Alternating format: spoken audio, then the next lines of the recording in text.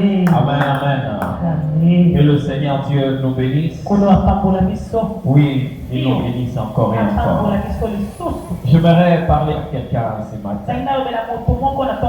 J'ai pris bien aimé que pour ces débuts du mois d'octobre, l'Éternel Dieu donne à ces mois une autre identité selon sa grâce. Tout ce qui n'a pas marché le mois passé, tout ce qui n'a pas marché des mois précédents, et l'Éternel Dieu te donne une autre vitesse pour ces mois au nom de Jésus-Christ. Et que la faveur de l'Éternel Dieu puisse colorer ta vie. Je suis en train de parler à quelqu'un ce matin. Si ta vie avec une autre couleur, à partir de ce matin, je suis en train de prier que l'onction du Saint-Esprit donne une autre coloration à ta vie, et c'est dans le nom puissant de Jésus-Christ. J'ai prié au nom de Jésus. Et ce mois d'octobre, je l'ai appelé le mois de naissance et le mois de maternité.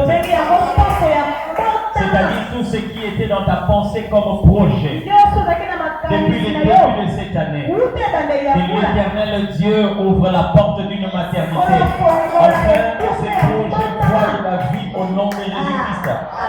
Afin que ces projets voient les jours dans le nom de Jésus.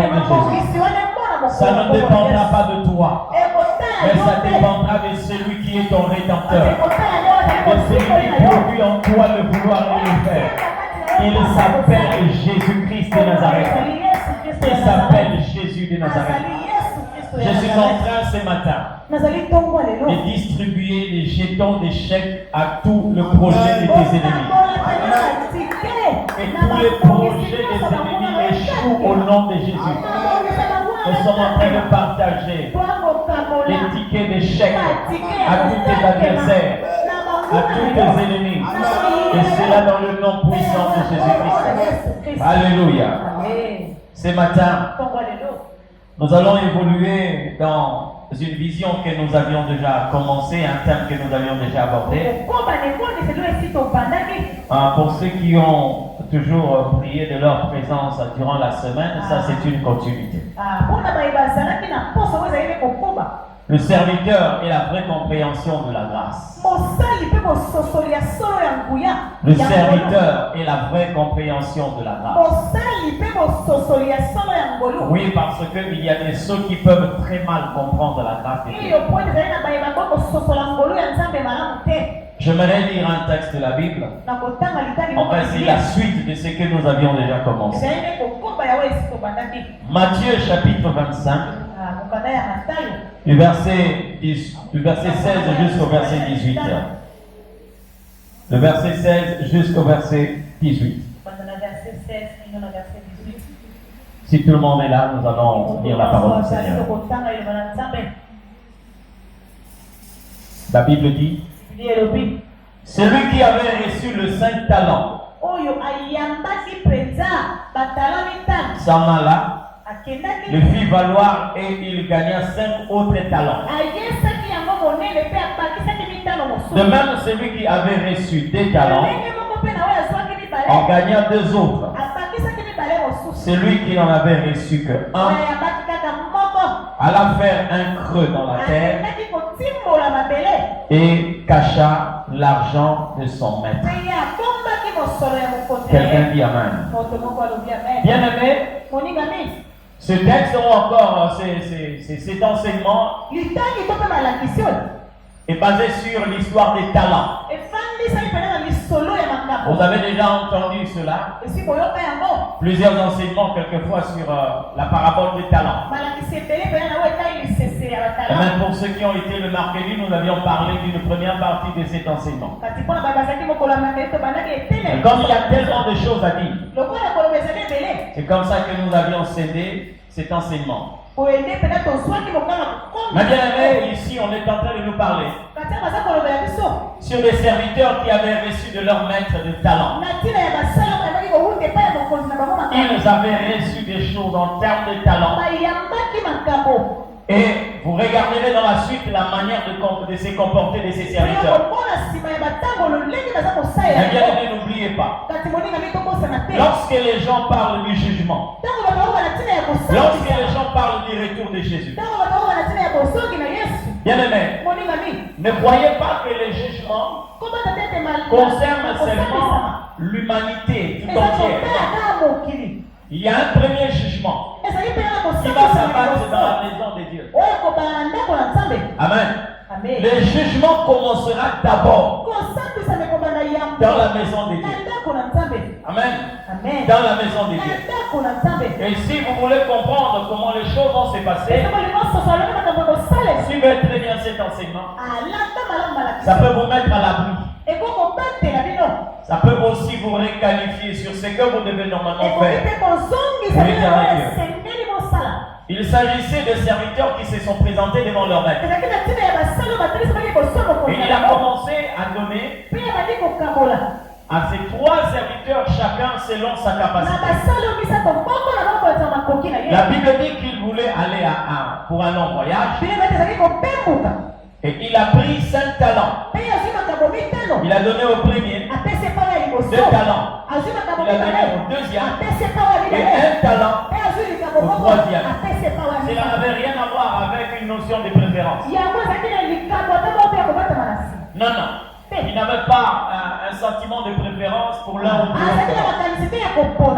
Mais il avait plutôt lu la capacité de chaque serviteur. Et c'est comme ça qu'il leur a donné des talents différents. Mais la Bible dit, après avoir remis les talents, il partit. Le mercredi, je le dis. Ce que nous remarquons ici, c'est que le maître n'a rien dit à ses serviteurs. Il n'a rien dit. Quand il a seulement remis, il est parti. Mais faites attention. Je le dis, cela ne doit pas être considéré comme une excuse. Parce que il y a des paroles de l'Éternel Dieu qui ne viennent pas partir de nos oreilles, mais des paroles que le Seigneur Dieu a déposées dans notre conscience. Amen. Amen. Des paroles que l'Éternel Dieu ne vous dira pas à l'oreille, mais qu'il a déposées dans votre conscience. Et c'est là où on reconnaît le serviteur. Il doit être capable de comprendre la volonté de son maître. J'ai donné même un exemple. Lorsqu'un enfant vient dans le monde, il n'y a pas une école là où on apprend à l'enfant comment péter. Non, non. Mais lorsque vous mettez son doigt dans la bouche, vous n'allez pas lui apprendre. Vous allez voir qu'il va commencer à sucer son doigt. Qui lui a enseigné cela? Moi dans le ventre? Non. Même aussi dans la maternité? Non. Mais c'est des choses que l'Éternel a écrites. D'accord? En lui. Et il est pratique. Comme ça aussi les serviteurs. Mais j'aimerais un peu parler sur la manière dont les serviteurs de Dieu. Quand on dit serviteurs, ça dit que tous ceux qui sont des dieux. Comment normalement nous devons nous comporter? Dans la maison de Dieu, chacun a reçu quelque chose de la part de Dieu. Que vous le vouliez ou pas, vous avez reçu quelque chose de la part de Dieu. Maintenant, il y a des ceux qui ne veulent pas reconnaître qu'ils ont reçu quelque chose. C'est-à-dire, ils le vivent comme faisant semblant qu'ils n'ont rien reçu de la part de Dieu. Mais cela ne va pas aussi vous épargner. Comprenez ce que je dis? Cela ne va pas vous épargner. Vous allez tomber sur le coup du jugement. Parce que l'Éternel Dieu vous a communiqué quelque chose. C'est pourquoi j'ai posé la même question le mercredi. Qui est conscient d'avoir reçu quelque chose de la part de Dieu? Je vais encore réitérer ce matin. C'est une même question.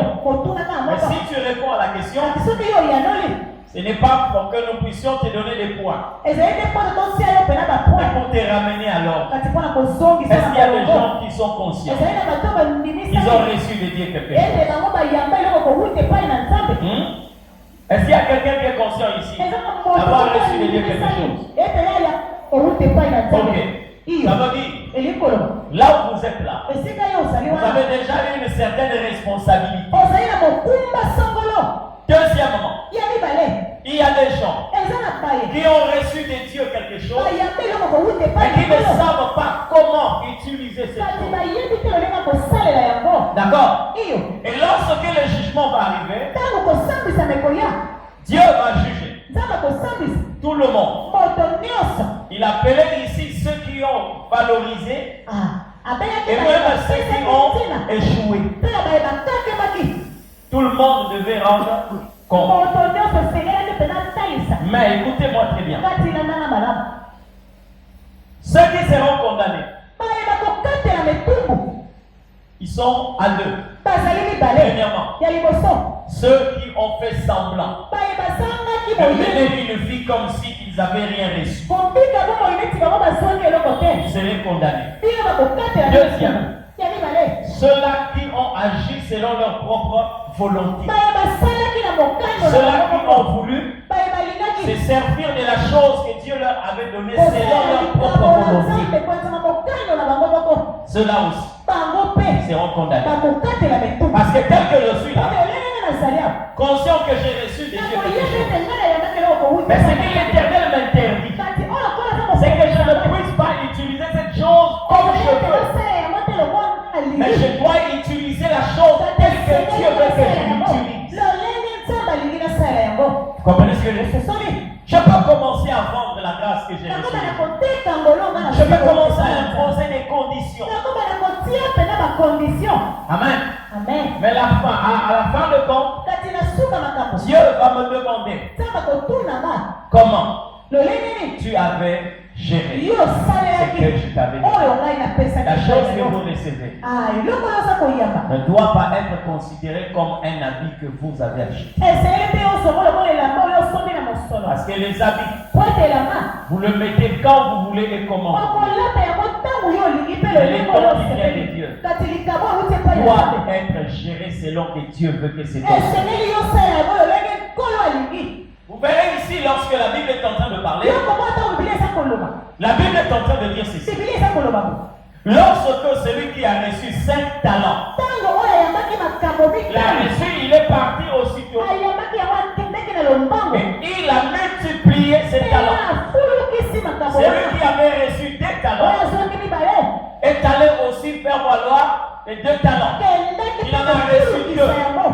Mais celui qui avait reçu 1 talent, il est allé creuser et il a enterré le talent. Mais avant que je ne continue, j'aimerais que nous puissions nous poser cette question. Est-ce que tout le monde est conscient qu'un jour nous allons nous présenter pour rendre compte? Lorsque vous lisez le verset 19, la Bible dit quand le maître fut venir, ses serviteurs, il leur a demandé des comptes, qu'ils rendent l'administration de ce qu'ils avaient reçu, comment ils avaient géré. Est-ce que vous savez que vous allez rendre compte à l'Éternel? C'est le verset qui doit marcher avec nous chaque jour. Ça te rend conscient. Au lieu que, c'est vrai que tu as la possibilité de répéter tous les passages de la Bible. Le bonheur et la grâce m'accompagneront tout le jour de ma vie. C'est excellent. Oh, je suis plus que vainqueur. C'est vrai. Par rapport à ta qualité de serviteur, c'est qu'on t'a donné comme mission. Tu dois dormir et te réveiller avec ce passage de la vie. Ça va t'aider. Amen. Ça va t'aider à te comporter tel que le Seigneur veut que tu te comportes. Tu ne vas pas commencer à te livrer à une certaine folie. Parce que tu t'es levé, tu vas d'abord privilégier ton calepin, tes projets. Et tu dois te rendre compte qu'un jour, je vais rendre compte à l'Éternel. Un jour, je rendrai compte à l'Éternel. ça soit le matin ou le soir, ça va arriver.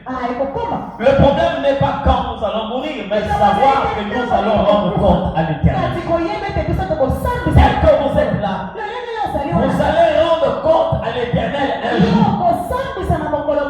Mais quelle va être votre défense? Qu'est-ce que vous allez dire à l'Éternel?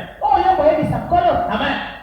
Quelle a été votre gestion par rapport à ce que vous avez reçu de l'Éternel? C'est vrai qu'il y a des gens quelquefois qui martèlent beaucoup plus sur ce que le Seigneur dit concernant les jeunes. Concernant les jeunes gens. Il dit, livre ton corps au plaisir de tes pensées. Marche tel que tu veux. Mais sache bien un jour Dieu t'appellera en jugement. Bien aimé, Dieu n'a pas catégorisé le jugement. Là, il a parlé aux jeunes. Mais sachez bien que tout le monde va connaître le jugement. En commençant par les anges. Je dis bien en commençant par les anges. Si au temps de Noé, Dieu a même jugé les animaux. Hein? Dieu a jugé même les animaux. Ce n'est pas tous les animaux qui sont entrés dans l'arche. Dieu a demandé à Noé d'accepter chaque couple. Un couple de chaque espèce. Ils entraient dans l'arche. Et les autres. Hein? Les autres ont péri. Dans les eaux des riches. Alors faites attention. Le jugement commencera dans la maison de l'Éternel. Mais bien aimé, si le jugement commence dans la maison de l'Éternel, j'ai parlé déjà de comment est-ce que l'Éternel va convoquer ses serviteurs et va leur attribuer des talents. Mais le sous-terme que nous allons exploiter aujourd'hui, premièrement, nous parlerons du bon et fidèle serviteur. Qui est bon et fidèle serviteur? Qui est-ce que Dieu qualifie de bon et de fidèle serviteur? Lisez avec moi ces passages de la Bible. Matthieu chapitre 25. Le verset 20 jusqu'au verset 21. La Bible dit ceci. Celui qui avait reçu les 5 talents s'approcha en apportant 5 autres talents. Et il dit, Seigneur, tu m'as remis 5 talents. Voici, j'en ai gagné 5 autres. Son maître lui dit, c'est bien, bon et fidèle serviteur. Tu as été fidèle en peu de choses. Je te confierai beaucoup. Entre dans la joie de ton maître. Il amène le même pour celui qui en avait reçu 2. Mais pour raison de temps, nous nous arrêtons ici à celui qui en avait reçu 5. Donc, comprenez que même celui qui en avait reçu 2 avait aussi reçu les mêmes paroles. Mais écoutez-moi très bien. La Bible est en train de dire ceci. Celui qui avait reçu 5 talents s'approcha. Bien aimé, écoutez-moi très bien. J'aime étudier la manière dont la Bible est en train de présenter même certains verbes. Vous savez pourquoi il s'est approché? Et ceux qui ont reçu des talents et celui qui avait enterré les talents. C'est pour vous faire savoir que personne n'a la possibilité de fuir loin de Dieu. David pose la question de savoir, où fuirais-je loin de ta face? Dans l'eau, le Seigneur est là. Sous terre, Dieu est là. Dans le feu, Dieu est présent. Dans la forêt, il est là. C'est pour ça qu'on l'appelle omniprésent. Dieu est partout. Alors lorsque tu vis avec celui qui est partout, ce que tu feras de mieux, c'est de t'approcher. Au lieu de fuir. Parce que tu n'as pas la possibilité de fuir. C'est comme ça que je te dis. Les choses que tu fais dans le noir, Tu ne fuis pas Dieu. Et tu ne te caches pas aussi. Comprenez ce que je dis? Tu ne te caches pas. Si Adam n'avait pas répondu à la voix du Seigneur, il allait être surpris. Et Dieu allait lui dire tout ce qu'il était en train de faire et là où il était. Et si Dieu avait gardé le silence, c'est plutôt le figuier qui devait révéler à Adam que tu es ici. Il dit, j'ai entendu ta voix et je suis allé me cacher. Personne ne peut se cacher devant moi. Retenez bien les mains. Cet homme s'est approché.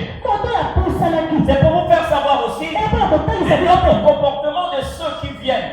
Et de ceux qui appartiennent à Dieu. Je l'ai dit une fois ici, un véritable serviteur ne peut jamais être cherché par Dieu. Mais c'est Dieu, qui est lui qui cherche Dieu. C'est lui qui s'approche. Jésus lui-même a dit que mes brebis entendent ma voix. Et elles me suivent. Si tu es une brebis du Seigneur, tu peux t'éloigner pour des raisons, telle ou telle autre raison. Mais c'est ta qualité de brebis qui va te pousser à te rapprocher du maître. Et certainement ce que je dis la fois passée, je l'ai déjà répété ici à maintes fois. Une brebis du Seigneur, on ne la suit pas, mais c'est lui tel qui suit. Il y a des personnes, quelquefois, c'est vrai, une ou deux fois, on ne se présente pas à l'église. Et la personne trouve la raison pour dire que voilà, je suis resté à la maison et personne n'est venu me chercher. Non. À moins que tu ne sois pas du royaume. Mais si tu es une brebis du royaume, ce n'est pas Jésus de te suivre. Mais c'est toi qui dois suivre le maître. Vous comprenez ce que je dis? Oui, c'est toi qui dois suivre le maître. Il s'est approché et il a apporté 5 autres talents. Dis après moi 5 autres. Vous savez ce que Dieu attend de nous? Nous n'allons jamais nous présenter seuls. Mais il y a des gens jusqu'aujourd'hui. Si l'Éternel Dieu venait aujourd'hui, tu vas te présenter seul. Pose-toi la question de savoir. C'est que l'Éternel t'a confié. Il a apporté quoi dans ta vie? C'est que l'Éternel t'a donné. T'a apporté quoi? Amen. Amen. Abraham était seul. Mais le simple fait d'accepter la volonté de Dieu, il se présente avec beaucoup d'étoiles et le sable de la mer.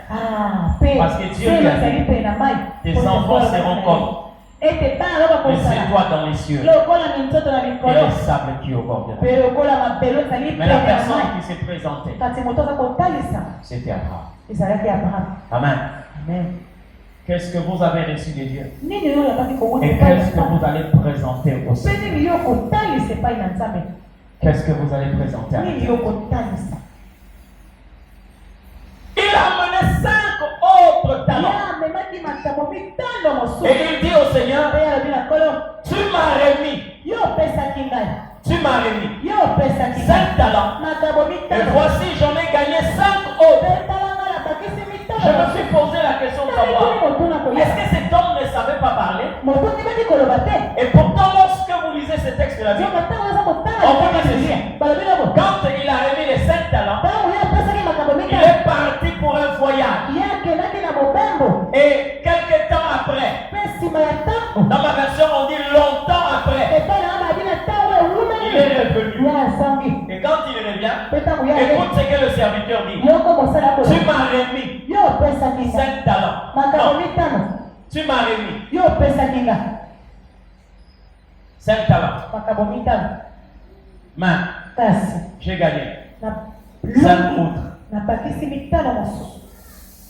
Lorsque vous lisez cette phrase, vous vous rendez compte qu'il est en train de parler comme dans un présent actif,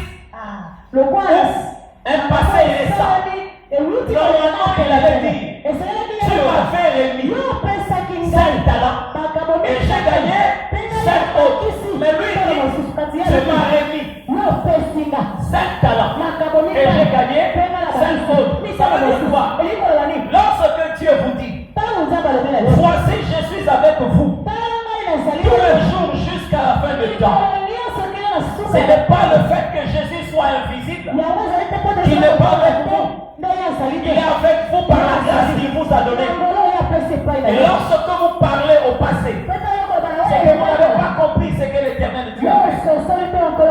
Comprenez-vous? Chaque jour, Dieu est avec vous par les moyens de ce qu'il a déposé en vous. Toi qui as reçu le don de servir dans l'église, de prêcher. Toi qui as reçu le don de soutenir, de balayer, de faire telle ou telle autre chose pour le royaume. Fais attention, chaque jour, l'Éternel est avec toi. Amen. Et lorsque tu n'accomplis pas ce que l'Éternel voulait que tu accomplisses, tu accumules des retards et tu accumules des pertes. Chaque jour, c'est une perte pour toi. Pendant que tu es en train de voir ce jour-là comme un gain. Mais toi, par ta paresse, tu enregistres une perte. Voyez ces serviteurs, ils connaissaient tellement son maître. Tu m'as remis 5. J'en ai gagné 5 autres. Écoutez ce que le maître est en train de dire à son serviteur. Il dit ceci. Bon et fidèle serviteur. Tu as été fidèle en peu de choses. Tu as été fidèle en peu de choses. Je te confierai. Il dit quoi? Je te confierai. C'est au futur. Mais après, il dit, entre dans la joie de ton maître. Lorsque vous êtes dans le royaume, vous devez grandir. Vous devez avancer. Si tu es à côté de quelqu'un, dis-lui qu'il faut grandir. Vous savez pourquoi? Regardez la manière dont cet homme est en train de parler. Il dit, bon et fidèle serviteur. Tu as été fidèle. D'accord? Tu as été. Donc, ça y est, lorsque vous lisez ce texte de la Bible, il y a plusieurs révélations et plusieurs manières de vivre que l'Éternel est en train de révéler ici. Le serviteur parle du présent. Il dit, tu m'as remis, mais pourtant cette chose lui a été donnée il y a longtemps. Mais quand le maître parle, le maître fait recours au passé. En disant, tu as été fidèle. Pourquoi? Parce que dans la relation entre le maître et le serviteur, Dieu révèle quelque chose au serviteur. Qu'est-ce qu'il dit? Je suis. C'est-à-dire c'est toi qui dois savoir que lui il est. Mais quand lui-même parle, il te fait savoir. Oh, il a dit il est le même. Hier, aujourd'hui et éternellement. Mais lorsque vous lisez ce texte, le maître est en train de révéler toutes ses qualités. Il dit tu as été fidèle dans peu de choses. Il s'agit de qui? Celui qui était. D'accord? Il dit à son serviteur, je te confierai beaucoup de choses. Il fait allusion à qui? À celui qui sera. Mais il dit au même serviteur, entre dans la joie de ton maître. Il parle de qui? Que je suis. Vous comprenez un peu? Ça c'est Dieu. Ça c'est Dieu. Et bien aimé, lorsque tu découvres Dieu, lorsque tu cherches à découvrir Dieu, il finira par se révéler. D'accord? Et vous allez vous rendre compte que ce texte de la Bible met ensemble 2 livres. Un de l'Ancien Testament et l'autre du Nouveau Testament. Il s'agit du livre d'Exode et du livre des Hébreux. Là où l'Éternel Dieu dit à Moïse, dans le livre des Hébreux, il dit je suis, c'est lui qui suis. Plutôt dans le livre d'Exode, il dit à Moïse, Dis-leur, je suis. Et dans le livre des Hébreux, il dit, je suis le même. Hier, aujourd'hui et éternellement. Pour rendre compte sur ces choses, la manière dont Dieu est en train de se révéler. Bon et fidèle serviteur. Qui est-ce que Dieu qualifie de bon et fidèle serviteur? Il s'agit de qui? C'est lui qui a compris le pourquoi il a reçu le don de Dieu. Même celui qui balaye l'église a reçu de Dieu. Bien aimé, vous serez étonné. Dernier jour. Lorsque l'Éternel Dieu va commencer à demander du compte à certaines personnes. Amen. Tout ce que nous faisons dans la maison du Seigneur, nous le faisons. C'est par sa volonté. Vous serez étonné de voir quelquefois Dieu reprocher certaines personnes à qui il a donné la responsabilité de veiller sur la lumière. La lumière, c'est un simple technicien, un électricien. Or, c'était une charge de Dieu. Amen. Amen. Mais quand il dit Dieu a été fidèle, en peu de choses, combien de personnes aujourd'hui demandent à Dieu beaucoup de choses sans pour autant tenir compte des peu qu'ils ont reçus? Pour que tu puisses recevoir beaucoup de choses, tu dois être capable de fructifier le peu que tu as reçu. Amen. Amen. Le peu que tu as reçu, tu dois être capable de fructifier cela. Mais toi, lorsqu'on te confie une petite responsabilité, tu oublies quelquefois c'est cette petite responsabilité qui cache la grande responsabilité. Dans d'autres textes, dans d'autres versions, on parle de ville. C'est-à-dire pour celui qui a multiplié les 5 talents, Dieu lui a confié l'administration des 10 villes.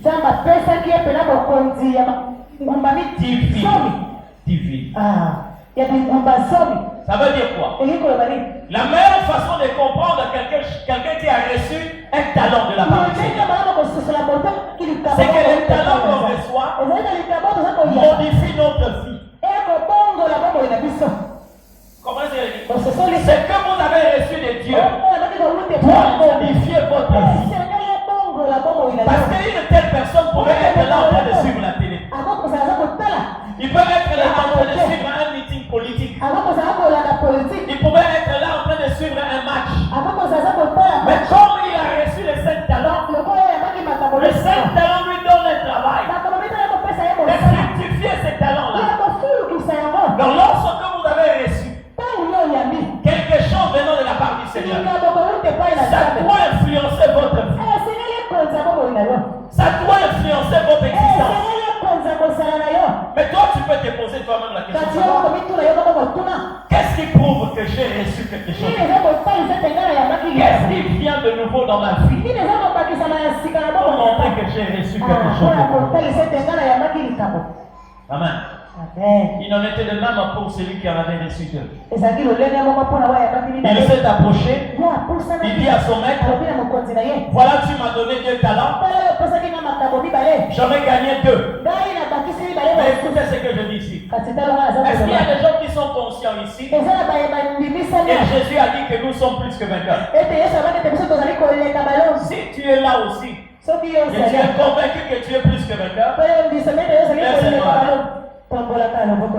tu es sûr que tu es plus que vainqueur? Mais regarde la chose qui fait de toi plus que vainqueur. Il y a 2 verbes. Le serviteur dit, tu m'as remis et j'ai gagné. D'accord? Tu m'as remis et j'ai gagné. C'est-à-dire quand vous prenez ces 2 verbes-là, la véritable manière d'être plus que vainqueur, c'est de valoriser ce que nous avons reçu de l'Éternel. Tu ne peux pas prétendre être plus que vainqueur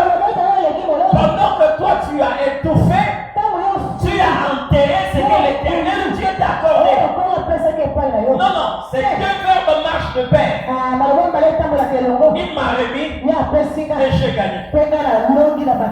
Alléluia. Il m'a remis. Péché gagné par les deux aussi. On dit la même chose. Mais écoutez-moi très bien. Lorsque nous dépassons ces deux serviteurs, ils sont qualifiés de bons et fidèles. Le troisième, la Bible dit qu'il était qualifié de méchant et paresseux serviteur. Au verset 30, on l'appelait serviteur inutile. Tu peux être ici et être inutile aux yeux. Ce matin, tu peux être utile pour ta famille. Tu peux être utile pour ces pays. Tu peux être utile pour ton mari et pour ta femme. C'est possible que tu sois inutile aux yeux. Amen. Amen. Lorsque nous parlons de l'utilité d'un homme sur cette terre, tu peux recevoir des médailles, tu peux recevoir des titres de distinction, tu peux recevoir des trophées, mais ne jamais avoir une place au ciel. Amen. Quand tu es inutile aux yeux de l'Éternel. Mais j'aimerais un peu parler de cet homme. Le serviteur inutile. Qui est-il? Matthieu chapitre 25. Après avoir peint ce tableau, c'est toi qui vas te situer où es-tu réellement. Matthieu 25, 24 à 26. Celui qui n'avait reçu qu'un talent s'approcha ensuite et il dit: Seigneur, je savais que tu es un homme dur, qui moissonne où tu n'as pas semé, et qui amasse où tu n'as pas vanné. J'ai eu peur et je suis allé cacher ton talent dans le sable. Voici, prends ce qui est à toi. Son maître lui répondit: serviteur méchant et paresseux, tu savais que je moissonne où je n'ai pas semé, et j'amasse où je n'ai pas vanné. La suite, on nous dit: il fallait prendre mon argent et donner à un banquier. J'allais le retirer avec un intérêt. Et il a donné l'ordre qu'on puisse enlever ce qu'il avait et qu'on donne à une autre personne et qu'on les jette dans le ténèbre du dehors. Maintenant, écoute-moi bien.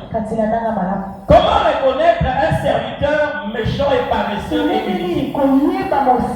Lorsque vous lisez ce texte, la Bible dit ceci: celui qui avait reçu un talent s'approcha de son maître et dit: après moi je savais. Le serviteur méchant est inutile. Comment on le reconnaît? Il le sait, il sait. Pour lui, il le sait. Mais en réalité, il ne sait rien. Pour lui, il le sait. Tu sais ce qui te pousse à agir de la sorte? Alors, les tel que tu l'amènes là, c'est parce que tu crois connaître. Mais en réalité, tu ne connais pas. Beaucoup de personnes aujourd'hui se retrouvent sur la liste qu'on a titrée Si je savais. Si je savais. Mais pourtant, lorsqu'il posait ces actes-là, il donnait l'impression de connaître. Amen. Lorsqu'il voulait faire la ronde de toutes les femmes, il croyait qu'il connaît. Il s'est persuadé des jeunes demoiselles. Lorsqu'elle voulait faire la ronde de tous les hommes, elle donnait l'impression de connaître. C'est sa beauté, c'est sa taille, c'est sa teinture, c'est sa façon de parler, c'est son argent. Mais elle ne sait pas. Et ce que tu sais là, tu ne sais pas. Amen. Amen. Ce que tu crois connaître, tu ne connais pas. Amen. Personne ne pourra voir, par exemple, le sur une femme. Non. Vous regardez la beauté. Vous regardez sa forme. Personne ne fera la sorcellerie sur un homme. Et surtout quand il est quelquefois tiré à quatre pattes. Il roule une Range Rover. Il a beaucoup de bien et contre renfoué en bas. Quelquefois ces choses nous empêchent de voir ce qui est dangereux. Mais tu te rends compte, c'est comme si tu connais. Mais tu ne connais pas. Il dit, je sais. Je sais. Mais pourtant, il est sérieux. Combien de personnes? Combien de personnes? Je suivis un jour. C'était en fait une comédie. Quelqu'un qui s'est retrouvé en difficulté. Et les gens qui ont vu la difficulté venir, on était en train de lui dire, fais attention. Il dit non, je maîtrise la situation. Je maîtrise. Et quand il fait attention, il dit je maîtrise. Non, tu vois la manière. Non, je maîtrise. En fin de compte, il s'est cassé la figure. L'homme s'est approché pour lui poser la question. Mais comment tu n'as pu maîtriser ce que tu prétends? Alléluia. Amen. C'est que tu crois connaître là. Tu connais le vrai plaisir du péché. Le vrai plaisir du péché. Tu le connais? Non. Tu ne le connais pas. Amen. Tu ne le connais pas. Le péché en réalité, c'est un poison qu'on a emballé avec quelque chose qui scintille comme de l'or.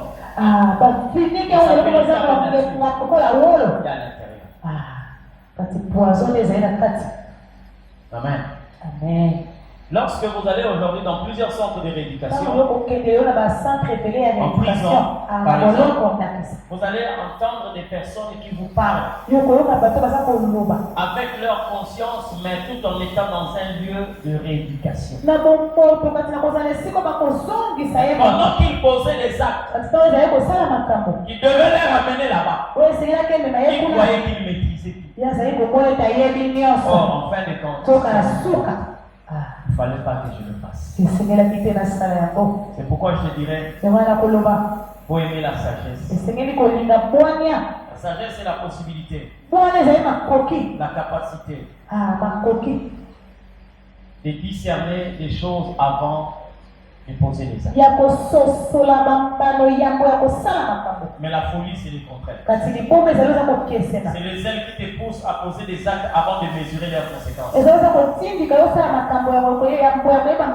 Alléluia.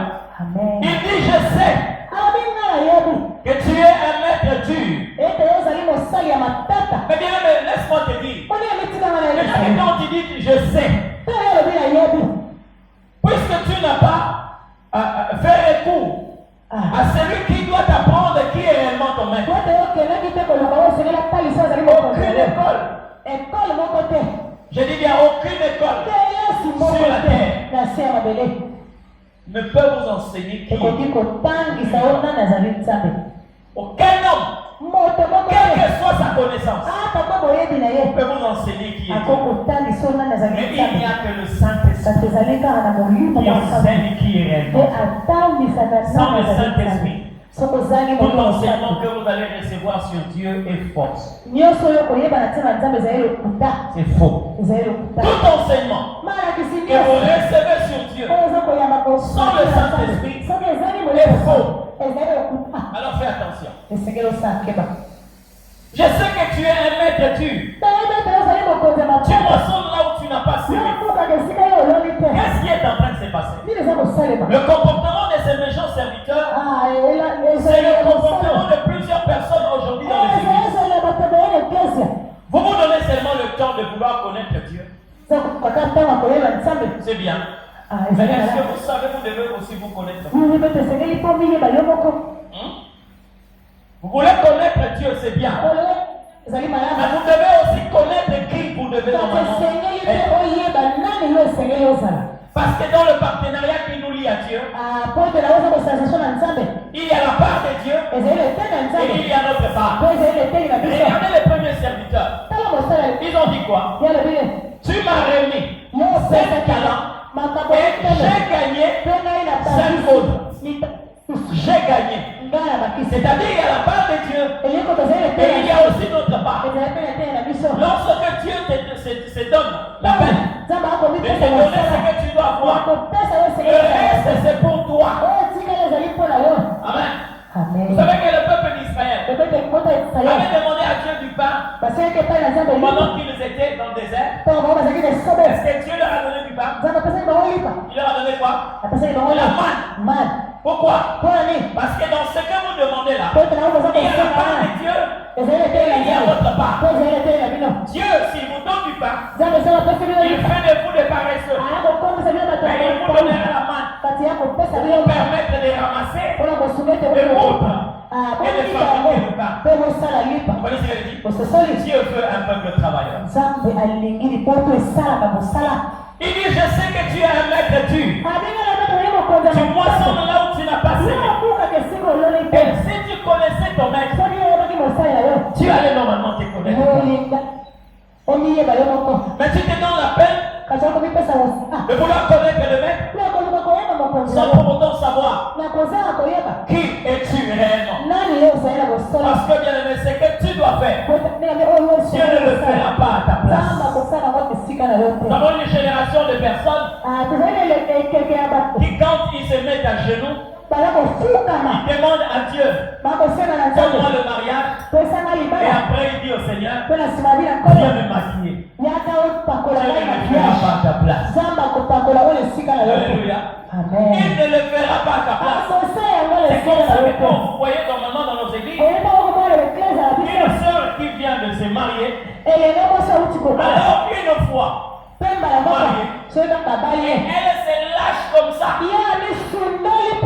comme une pierre qu'on a jetée en l'air sans vitesse initiale. Elle se laisse comme ça. C'est Dieu qui viendra la maquiller, c'est Dieu qui viendra l'épiler, c'est Dieu qui viendra faire qu'elle soit bien dans son foyer. Non, tu as une part. Amen. Tu as une part. Et c'est comme ça que quelquefois le mari commence à se tenir un peu écarté. Vous allez comprendre que c'est toi. Tu rentres encore en prière.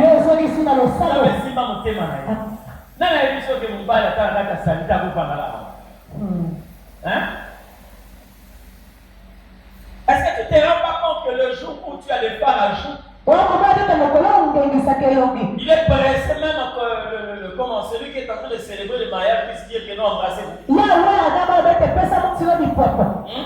Il est pressé qu'on puisse passer cette étape-là. Ils arrivent seulement. Parce qu'il est en train de te voir lorsque tu enlèves le voile. Il voit le maquillage, il admire tellement sa femme. Mais pourquoi à la maison il ne fait pas tout ça? Pourquoi? Parce que tu t'es lâché comme ça. Tu t'es lâché comme ça. Même le diable, quand il a été précipité, il a évité son appel à la réunion, mais il a pensé dans mon mitika. Ça va, ça va, ma ambiance. Quand on tika basu, tu vas le tika la négewa.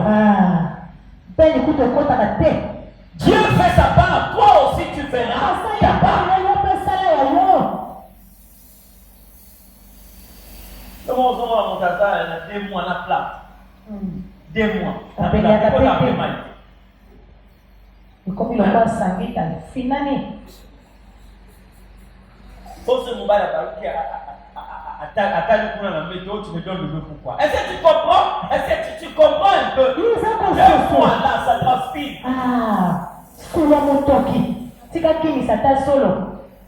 Dieu ne le fera pas à ta place.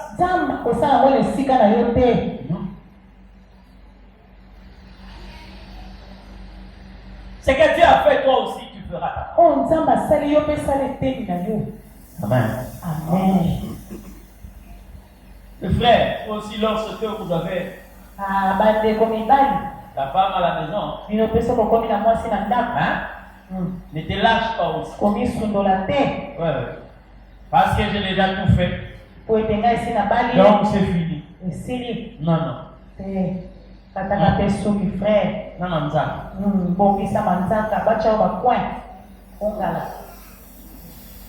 Sois correct. Amen. Sois correct. Il y a la part de Dieu. Il y a aussi ta part. Dieu ne fera jamais ce que toi tu dois.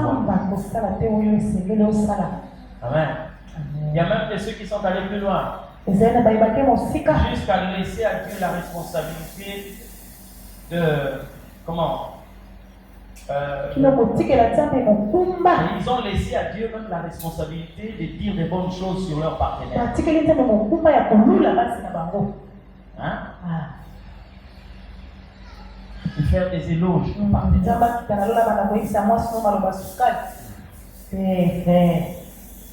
Non. Ça se passe. Et je bénis le premier homme qui est entré glorieusement dans un mariage. C'était Adam. Dieu avait fait sa part d'amener Ève auprès d'Adam. Lorsque Adam a vu Ève, bien aimé, il commence à parler chair de ma chair, l'os de mes os. C'était notre personne. Le frère d'aujourd'hui, il sait que Dieu est là. Mais il va t'examper aussi. Et pourtant, il va vivre avec celle-là. Mais il va t'examper, il va commencer à adorer le Seigneur Dieu. Mais Adam n'a pas fait ça. Il sait que l'Éternel est là. Et il commence d'abord à faire des éloges à sa part. Et Dieu ne lui a pas dit non de paix de foi. Non. Dieu est resté tranquille. Pourquoi? Parce qu'il était en train d'accepter cela. Que tu agis bien. Une façon de dire bon et fidèle serviteur. N'attends pas que l'Éternel Dieu puisse faire ce que tu as fait. Alléluia.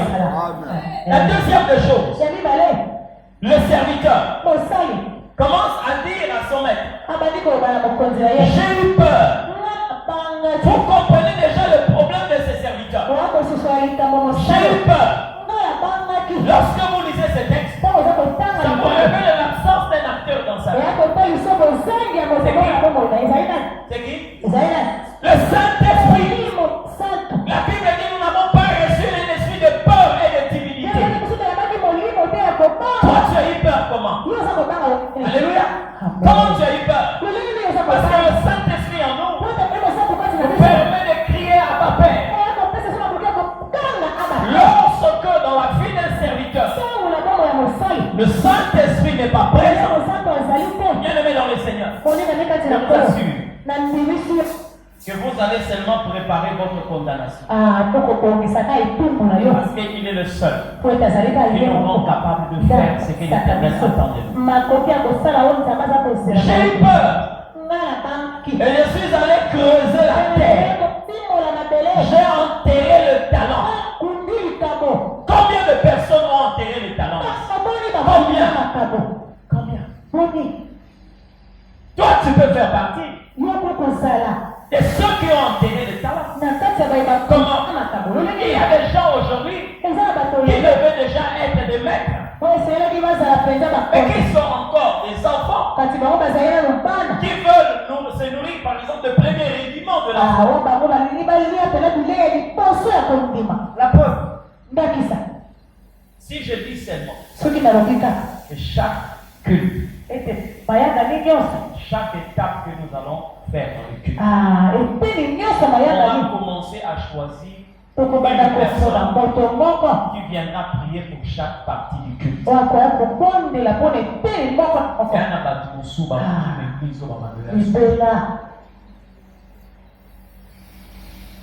savez pourquoi?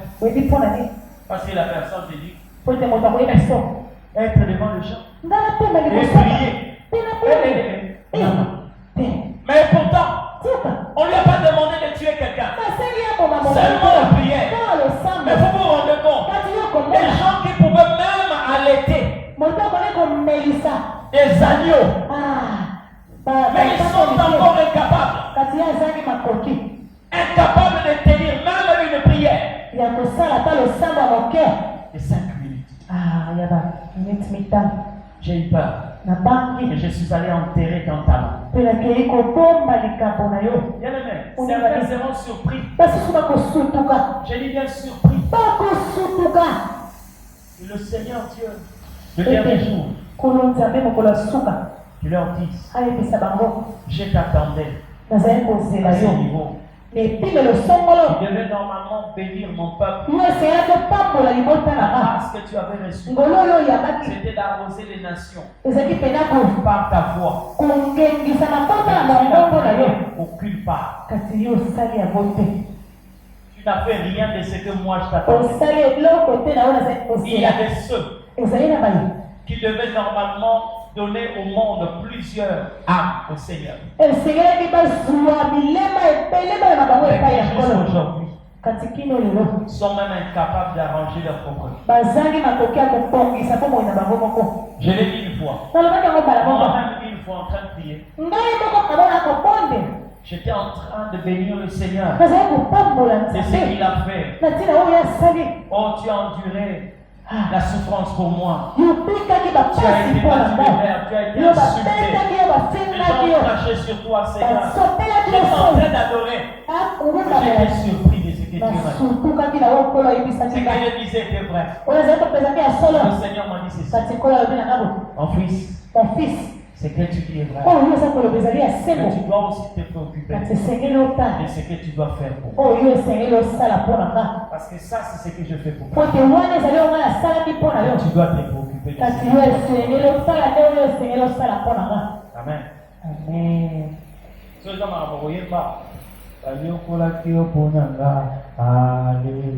Nous allons le chanter. Maintenant, si il y a yo ou ça n'est pas dans ça, il y a quoi? Il y a quoi? Vous voyez des personnes qui sont conscients que Jésus a été présenté à moitié nu. Pour toi et moi. Et on le dit souvent. Mais lorsque nous n'avons pas d'électricité, quelqu'un se permet de dire que je n'étais pas venu à l'église parce qu'il n'y avait pas de Donc, lorsqu'on a des habits froissés,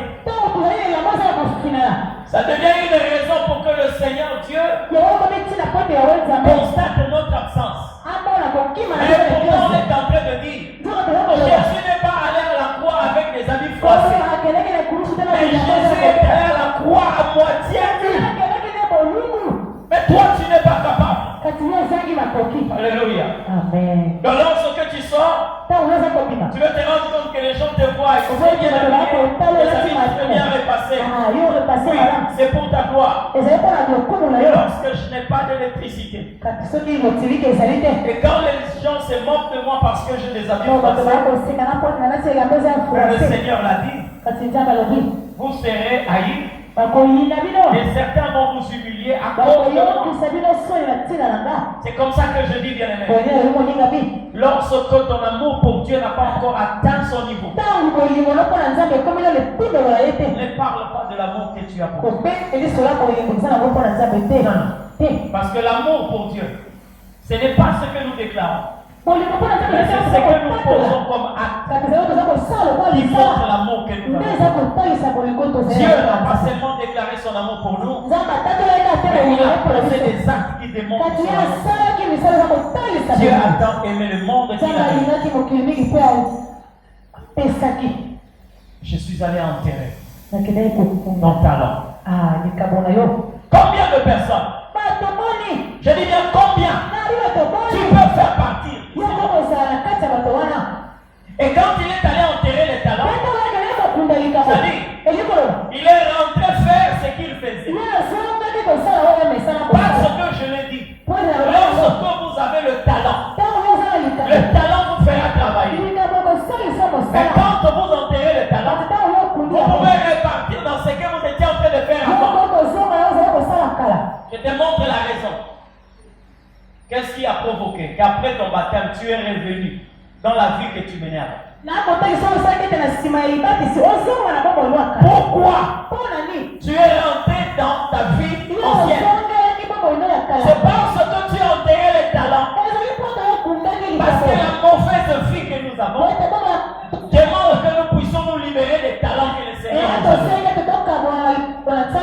Amen. Amen. Tu as maintenant les mains libres. Parce que tu es enterré quelque part. Là, tu peux reprendre la bouteille de bière. Là, tu peux reprendre les copains et les copines. Là, tu peux reprendre la calomnie et la médisance. Mais quand tu as le talent te font travailler. Tu n'auras pas le temps pour aller faire autre chose. Tu n'auras pas le temps pour aller voler, pour aller mentir, pour aller apporter. Tu n'auras pas ce temps-là.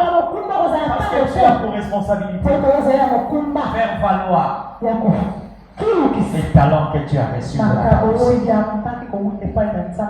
Et le Seigneur dit, méchant, paresseux. Pourquoi? Tu n'as pas déposé le don, le talent chez un banquier. Bien, vous savez ce que vous avez reçu de Dieu. Il y a des gens qui en cherchent. Il y a des gens qui en cherchent. Il y a des gens qui en cherchent. Je vais te dire une fois ici, j'ai été bousculé en train de suivre une maman qui avait au moins 89 ans. Bien aimé, dans un marché, en train de parler de Jésus. Elle était comme ça. Elle était en train de parler de Jésus. Mais c'est quoi ça? On lui a posé la question de savoir. Vous avez quel âge? Elle avait son âge. Et qu'est-ce que vous regrettez? Dans la vie, je croyais peut-être qu'elle allait dire que voilà, je regrette de ne pas être riche. Mais elle a dit ceci, tout ce que je regrette. Je regrette du fait que je n'ai pas reçu Jésus dans ma jeunesse. J'allais le servir comme pasteur. Mais je l'ai reçu dans ma vieillesse. Et je m'aurais quand même prêcher Jésus. Tout en étant jeune. Tout en étant vieille. Mais à côté, il y avait des jeunes qui faisaient n'importe quoi avec eux. Mais il y avait une vieille dame qui était en train de convoiter cette jeunesse. Si Dieu pouvait me donner ça, j'allais plus le servir. Vous savez ce que vous avez. Il y a d'autres qui le cherchent. J'ai vu un homme prêcher la parole de Dieu. Vous savez comment? On l'a amené comme ça. Comme ça. Comme un baluchon. On l'a amené comme ça. On est venu le déposer sur quelque chose qui avait une forme, la forme d'une chair, mais on l'a déposé. Il n'avait pas de pied, donc pas de jambes, pas de mains. Il est comme ça. Il avait seulement un micro ici. Il est en train de prêcher. Et quand vous le regardez, vous vous rendez compte qu'il a besoin de se déplacer pendant qu'il est en train de parler. Mais il n'a aucune jambe, aucune main. Amen. Amen. C'est que toi tu as reçu. Il y a d'autres qui le cherchent. Et sache-le bien. Mais ce n'est pas que Dieu a gaspillé ce qu'il a mis à ta portée. C'est que tu as reçu sans que les autres l'aient reçu. Si tu n'utilises pas bon escient, c'est une condamnation. Et Jésus a dit, ôtez-lui ce qu'il a et donne-le à celui qui en a. Quand il a évoqué le banquier, j'ai compris que Dieu aussi a une notion d'intérêt. Dieu a la notion d'intérêt. Et Dieu ne veut rien pour rien. Même la grâce. Vous devez la connaître. Dieu ne fait rien pour rien. C'est pourquoi je dis bien aimé. Ne dites plus jamais que Dieu m'a réveillé gratuitement. Non. À chaque instant que vous vous réveillez, sachez-le bien. Il y a un but pour lequel Dieu vous a donné le son. Vous devez connaître ces buts et la Amen. Amen. Vous devez connaître. Et je finis pour dire ceci. Chaque jour pour vous doit être un jour de jugement. Chaque heure doit être une heure. Chaque minute. Vous devez penser au jugement. Qu'est-ce que je fais du temps? Voyez, le moment où nous sommes ici, là, il y a des gens qu'on fait rentrer dans des cases. Au moment où nous sommes ici, il y a des gens dont la vie s'est arrêtée maintenant. Il a connu un accident quelque part. Mais toi qui vis une sorte de prolongation, pourquoi tu es là? Hein? Est-ce que tu t'es posé la question de savoir pourquoi Dieu m'a sauvé? Dieu ne te sauve pas pour que tu sois seulement sauvé. Mais Dieu te sauve pour sauver. Vous comprenez ce que je dis? Oui. Dieu te sauve pour sauver. Tel que je suis ici, si j'avais dit non à l'Éternel, si j'avais dit non à l'Éternel, qu'est-ce qui allait m'attendre? Je vous ai dit que j'étais surpris. Quand j'ai voyagé, je suis allé trouver des gens qui suivent le docteur Amos tout en étant là-bas. Là-bas. Donc je me suis rendu compte que tout cela,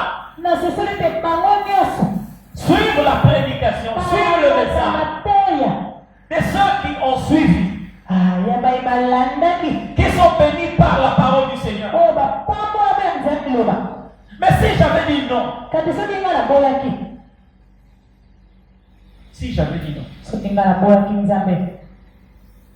c'était la semaine dernière que YouTube nous a envoyé le nombre des nations. Ensuite, ils ont envoyé un message en et le frère Peter m'a envoyé plus de 80.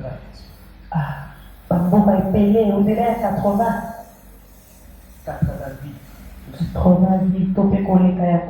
nous ne sommes pas encore. Mais quand je tombe sur ces choses, je me pose la question de savoir si j'avais dit non, c'est-à-dire tous ces gens-là, le Seigneur allait me demander. Amen. C'est ce matin-là, tout ce que je te demande, tu dois te conscientiser. Parce que le moment du jugement arrive. Tu auras quelque chose à dire au Seigneur. Est-ce que tu vas présenter les 5 autres talents? Tu vas présenter les 2 autres talents? Ou tu vas aller déterrer les talents que tu as? Amen. Tu te vois en train de prier. Tu te vois en train de chanter. Tu te vois en train de servir les autres. Mais tu es toujours en retrait. Toujours en retrait. Toujours en retrait. Mais pourtant tu as été appelé. Seigneur. Fais attention. J'aimerais prier avec quelqu'un ce matin. Toi qui me suis ce matin. Toi qui me suis ce matin. Si tu t'es rendu compte que jusque-là, Tu peux faire partir de ces serviteurs qui ont enterré les